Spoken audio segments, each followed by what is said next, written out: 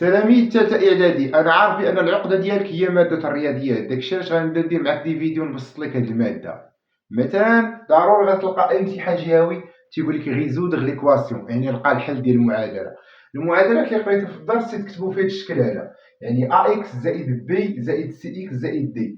هاد الحروف هادو غتلقاهم انت في الامتحان على شكل ارقام، يعني حاول فاش يقول لك ريزودغ ليكواسيون حل المعادله، راه تيطلب منك انك تلقى القيمه ديال هاد اكس. هاد اكس شحال تيساوي؟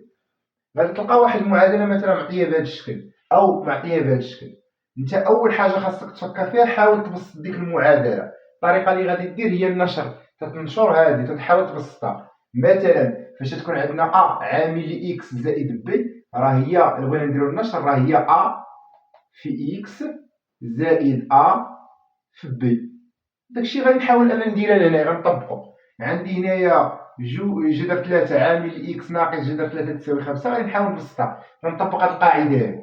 اش غندير؟ هي جذر 3 في اكس ناقص جذر 3 في جذر 3. جذر 3 نعاود جوج ديال المرات، هي جذر 3 أس 2 تتساوي 5.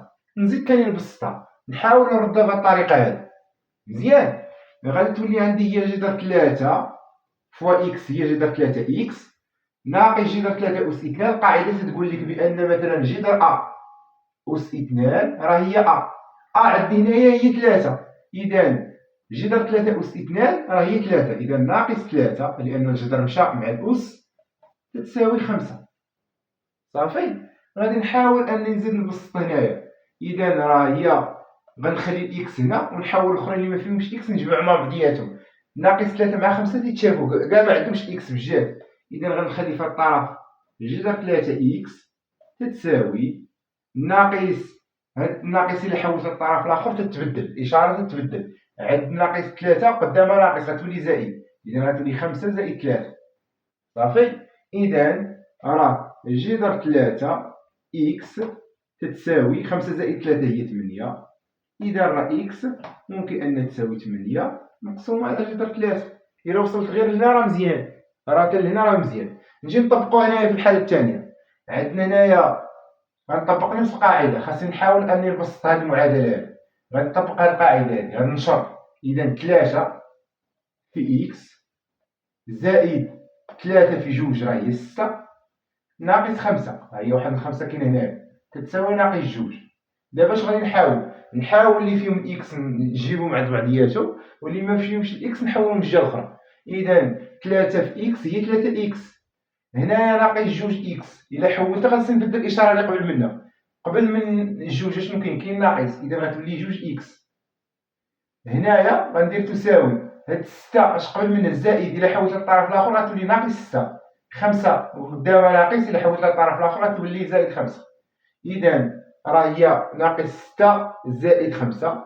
عندك عطيتك 6 ديال الحوايج ورديتي لي 5، راه باقي تنتسالك واحد، اذا باقي ناقصك واحد. ناقص واحد ناقص 6 زائد 5 راه هي ناقص واحد.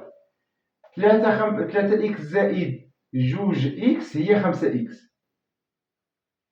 القاعده شنو تتقول لك؟ ا اكس تساوي بي، الا بغيتي تجبد اكس راه هي بي سيغ ا، راه هي هادي. دابا عندي ا هي 5 اكس تساوي ناقص واحد. دابا الا بغيت نجبد اكس راه هي اكس تساوي ناقص واحد مقسومه على 5. وها انت جاوبتي على السؤال ديالك. المعادلات راه ساهلين بصح، غتبقى تخدم غير بهاد القواعد اللي خليت لك هنا، وهذه حاول انك ديرها. وملي تسالي صور لينا الحل ديالك في التعاليق نشوف كيفاش وصلتي للحل. حاول هذه تخدمها لراسك. مثلا سيبوزون عندي 5 اكس ناقص 15 تتساوي مثلا موان دو اكس ناقص واحد. حاول ان هذيك دير لها الحل بوحدك. تبارك الله عليكم، ونلقاكم في الفيديو الجاي ان شاء الله. ما تنساش بارطاجي الفيديو مع صحابك، وغادي نمشي معاك فيديو حتى نبسط لك ماده الرياضيات.